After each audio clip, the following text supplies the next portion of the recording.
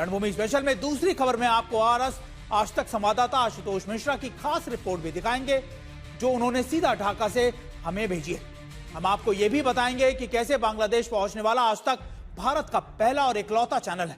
रणभूमि स्पेशल में तीसरी खबर होगी रूसी राष्ट्रपति पुतिन के उस प्रण की जिससे पूरा यूरोप इस वक्त दहशत में है। रणभूमि स्पेशल में चौथी खबर होगी भारत के पड़ोसी मुल्क पाकिस्तान की, जो सरहद और घर दोनों में फंसता हुआ नजर आ रहा है। रणभूमि स्पेशल में आखिरी खबर होगी अमेरिका और वेनेजुएला में बढ़ते तनाव की, जिसने माना जा रहा है कि अगले 48 घंटों में ट्रंप युद्ध का ऐलान कर सकते हैं। आज हमारे साथ हमारे दो खास मेहमान भी हमारे साथ जुड़े होंगे। हमारे साथ रविंदर सचदेव हमारे साथ जुड़ेंगे और मेजर जनरल AK सिवाज हमारे साथ जुड़े होंगे। साथ ही हमारे ढाका से हमारे संवाददाता आशुतोष मिश्रा भी हमारे साथ होंगे और उनके पास भी हम जाएंगे। लेकिन सबसे पहले आपको बात करेंगे बांग्लादेश की, जहां पर छात्र नेता उस्मान हादी की हत्या के बाद 18 दिसंबर को ढाका समेत कई शहरों में हिंसा भड़क उठी।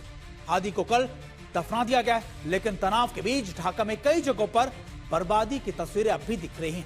मतलब यह है कि हादी की मौत के बाद भी वहां पर बवाल अब बाकी है। सबसे पहले आपको एक ग्राउंड रिपोर्ट दिखाते हैं।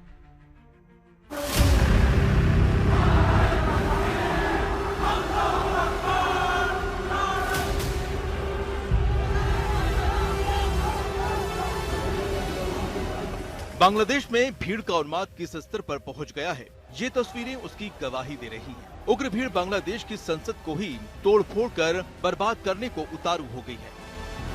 तस्वीरें शनिवार शाम की हैं। पहले लाखों लोग उस्मान हादी के जनाजे में इकट्ठा हुए और हादी को सुपुर्द खाक किए जाने के बाद संसद की ओर बढ़ गए। किसी तरह सुरक्षा बलों ने उग्र भीड़ पर काबू पाया। उस्मान हादी की हत्या के बाद हिंसा और तनाव का असर अब भी बांग्लादेश के कई इलाकों में दिख रहा है और इसकी आड़ में कुछ संगठन भारत विरोधी एजेंडा भी आगे बढ़ाने में लगे हैं। सड़कों पर जिस इलाकों में मैं हूँ यहाँ आपको शांति नजर आती है, लेकिन कई सारे इलाके हैं ढाका और इसके आसपास जहाँ प्रदर्शन चल रहे हैं।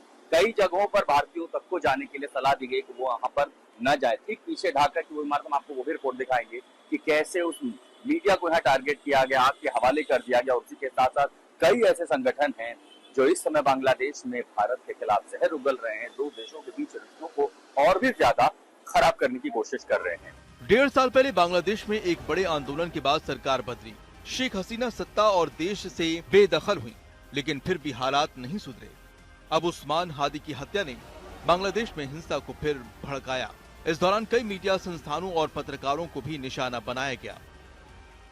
18 दिसंबर की आधी रात अचानक बांग्लादेश में खबर आती है कि उस्मान हादी, जिसे गोली मार दी गई थी, जिसका इलाज सिंगापुर में चल रहा था, उसकी मौत हो जाती है। और उसके बाद होता क्या, उसके बाद भीड़ सड़कों पर उतरती है और वो क्या करती है, वो लोगों को मारना पीटना, संस्थानों को तोड़ना। और उसका सबसे बड़ा शिकार हुआ बांग्लादेश का सबसे बड़ा अखबार डेली स्टार।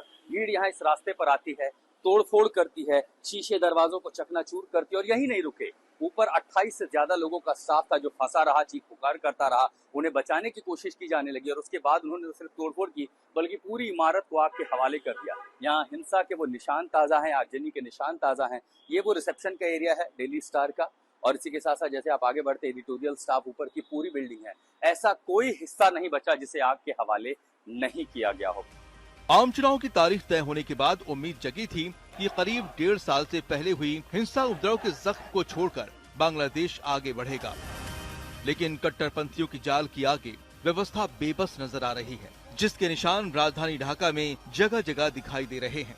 बांग्लादेश में 12 फरवरी को आम चुनाव होने हैं, लेकिन छात्र नेता की हत्या के बाद राजधानी ढाका समेत तमाम इलाके हिंसा की चपेट में आ गए। अंतरिम सरकार शांति बहाली के प्रयास और तमाम दावे कर रही है, लेकिन हाल में घटनाक्रम से साफ है कि यहाँ स्थिति बेहद गंभीर बनी हुई है। ढाका से आशुतोष मिश्रा, आज तक। तो आपने देखा कि कैसे बांग्लादेश के हालात अब भी सामान्य नहीं है। हम आपको 4 तस्वीरों से बताने की कोशिश करते हैं कि आज की तारीख में वहां कैसे हालात है, क्या हो रहा है वहां पर। कल आपको बताएं कि वहां की संसद में कल भी हादी समर्थकों ने कब्जा करने की कोशिश की थी। वहां आज तक के संवाददाता आशुतोष मिश्रा ने दिखाया कि कैसे कट्टरपंथियों के उत्पात के सबूत वहां पर बिखरे हुए हैं। तो वहीं आज ढाका में हादी समर्थकों ने उनके सम्मान में प्रार्थना का आयोजन किया। वहीं बांग्लादेश के हिंदू अब भी इन तमाम, आप कह सकते हैं, घटनाक्रम के बाद दहशत में है। और वहीं बांग्लादेश में हिंदू युवक दीपू दास की हत्या के बाद से तनाव बरकरार है। ढाका के मशहूर ढाकेश्वरी मंदिर में देखिए आज तक संवाददाता आशुतोष मिश्रा की एक खास रिपोर्ट। दीपू दास के साथ जो मॉब लिंचिंग हुई है उसको लेकर के बांग्लादेश के हिंदुओं में भी न सिर्फ आक्रोश है बल्कि डर भी है। इसलिए हम जब ढाकेश्वरी मंदिर में आए हैं तो दीपू दास के लिए इंसाफ की मांग करने के लिए उसके पोस्टर यहाँ पर लगाए गए हैं और कई सारे इलाकों में बांग्लादेश में भी दरअसल इसको लेकर के काफी रोष है। पूरी दुनिया में इस कदर का रोष है कि कैसे झुंड हमलावर हो जाता है, मॉब हमलावर हो जाता है और उसके बाद चरमपंथी एक अल्पसंख्यक को उसकी फैक्ट्री से घसीट लाते हैं। हालांकि इस मामले में अब तक 10 गिरफ्तारियां हुई हैं, लेकिन इसके बावजूद भी सवाल ये उठ रहा है कि 1.5 साल पहले हिंदुओं के खिलाफ शुरू हुई हिंसा का दौर बांग्लादेश में आखिर कब थमेगा। मैं इसमें ढाका में उस ढाकेश्वरी मंदिर में हूँ जो यहाँ आस्था का प्रतीक है, आस्था का केंद्र है। हजारों वो हिंदू, अल्पसंख्यक हिंदू जो बांग्लादेश में सालों से रह रहे हैं, खासकर तब जब पिछले 1.5 सालों से उनके खिलाफ हमने उत्पीड़न देखा है, हिंसा की घटनाएं देखी और अभी जो कुछ दीपू दास के साथ हुआ उसके बाद भी बहुत सारे सवाल बांग्लादेश के सामने हैं। लेकिन इन सब विषम परिस्थितियों के बाद, इस तनाव के बावजूद भी अगर उनके पास कोई एक शक्ति है जो उन्हें जीने की उम्मीद देती है, वो है ये ढाकेश्वरी मंदिर जो यहाँ आस्था का सबसे बड़ा प्रतीक है। और इस बड़ी खबर पर हमारे साथ हमारे दो खास मेहमानों के साथ हमारे सहयोगी आशुतोष मिश्रा भी जुड़े। हमारे साथ हमारे दो खास मेहमान मेजर जनरल ए.के. सिवाज हमारे साथ जुड़े हैं, रोबिंदर सचदेव सर भी हमारे साथ जुड़े हुए हैं। सबसे पहले मैं आशुतोष मिश्रा का रुख कर लेता हूं। आशुतोष, आप वहां पर मौजूद हैं, आप पहले भी वहां जा चुके हैं। हर बार हिंसा के बाद ऐसा लगता है कि शायद शांति बहाली की प्रक्रियाएं तेज हो गई हैं, लेकिन फिर दोबारा से वही घटनाक्रम दोबारा से रिपीट कर दिया जाता है। अभी वहां के ताजा हालात कैसे हैं? जुलाई के बाद अगर कहूं तो सुमित, ये तीसरा ऐसा दौर है जब हमने इस तरह का एस्केलेशन देखा है बांग्लादेश में। और आज एक प्रदर्शन के एग्जांपल से शुरू करता हूं कि छात्रों का एक दल प्रदर्शन करने ढाका यूनिवर्सिटी के बाहर आया, छात्र दल का।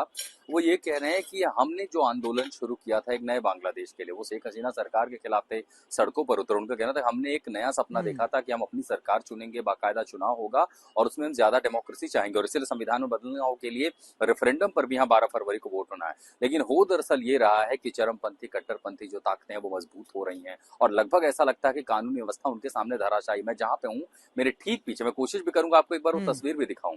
ये बांग्लादेश का सबसे प्रसिद्ध अखबार का दफ्तर है जिसको आप देख रहे हैं, ये डेली स्टार है। इसी दफ्तर को फूंक दिया गया था यहाँ पर। 28-30 लोग थे, उनको बचाने के लिए कितनी मशक्कत करने पड़ी सेना को, ये अपने आप में चुनौती। तो आप समझिए कि तनाव अभी भी बरकरार है। कई जगहों पर जब हम जाते हैं तो हमें पहले हिदायत दी जाती है कि इन इलाकों में न जाएं। वो डर बरकरार है और खासकर अल्पसंख्यकों में, क्योंकि जब भी ये दौर शुरू होता है निशाने पर सबसे पहले अल्पसंख्यक आते हैं, यहाँ के हिंदू आते हैं। बिल्कुल आशुतोष, आपने क्योंकि अल्पसंख्यकों की बात की, आपने हिंदुओं की बात की, मैं देख रहा था आपके ढाकेश्वरी मंदिर से आपने रिपोर्ट की, आप लगातार हिंदू संगठनों से, अल्पसंख्यकों से मिल रहे हैं, वहां पर हिंदू समुदाय के लोगों से मिल रहे हैं। उनका क्या रिएक्शन है? क्या उनमें कोई दहशत, डर है? इस समय क्या माहौल है वहां पर? उदाहरण बस ये समझ लीजिए कि मैं जिन इलाकों में जा पाता हूं, हमें पता चलता है कि यहाँ ये घटनाएं हो रही हैं, लेकिन आप देख रहे हैं किसी रिपोर्ट में आप किसी को बोलते हुए नहीं सुन रहे हैं। वो इसलिए है कि उन्हें लगता है कि जैसे हम बांग्लादेश की मीडिया ट्रैक करते हैं, यहाँ भी जो अलग अलग संगठनों को ट्रैक करते हैं, किसी का चेहरा भी आया, किसी की आवाज भी पहचानी गई या कुछ आया तो मार दिया जाएगा। मैं उदाहरण दे सकता हूँ कि पिछले साल जब अपराइजिंग शुरू हुआ था सितंबर-अक्टूबर में, मेरे ऐसे बहुत सारे जिन लोगों से मैं संपर्क में था, कई बार उन्होंने फिर इंटरव्यू दी बातें और बाद में उनके साथ बहुत भयानक हिंसा की घटनाएं हुई। तो मुझे खुद भी अपने आप में डर रहता कि अगर कहीं हम उनसे बात कर रहे हैं, वो लोग भी थोड़ा झिझकते हैं, तो बस ये है कि हम वो दर्द समझ के अपने शब्दों में बयां करते हैं। मैं वो जो डर चेहरे पर देख पा रहा हूँ, वो देख पा रहा हूँ अनिश्चितता का भाव। देखिए, वो भले हिंदू हैं तो बांग्लादेशी, उन्हें अपनी जान के साथ साथ अपने देश की भी तो फिक्र है। यहाँ उनकी अगली पीढ़ियां बीतेंगी, उनको यहाँ पर रहना है और एक पूरा मुल्क अगर स्टेबल रहेगा तो क्या हिंदू क्या मुसलमान, नुकसान तो हर किसी का है। क्या यही नया बांग्लादेश बनाना चाहते हैं? आशुतोष, बिल्कुल आपकी बातों की तस्दीक उन आंकड़ों से हो जाती है जो पिछले 18 महीनों से जारी किए गए हैं। 18 महीनों के आंकड़े बताते हैं कि 150 से ज्यादा मंदिरों पर अटैक हुआ है, 24 से ज्यादा हिंदू आप कह सकते हैं युवाओं को मारा गया है और शायद ये आंकड़े इसके तस्दीक करते हैं। आपका बहुत बहुत शुक्रिया आशुतोष, हम तक ये रिपोर्ट पहुंचाने के लिए, ये पर्सपेक्टिव देने के लिए कि आखिरकार इस समय बांग्लादेश में हो क्या रहा है।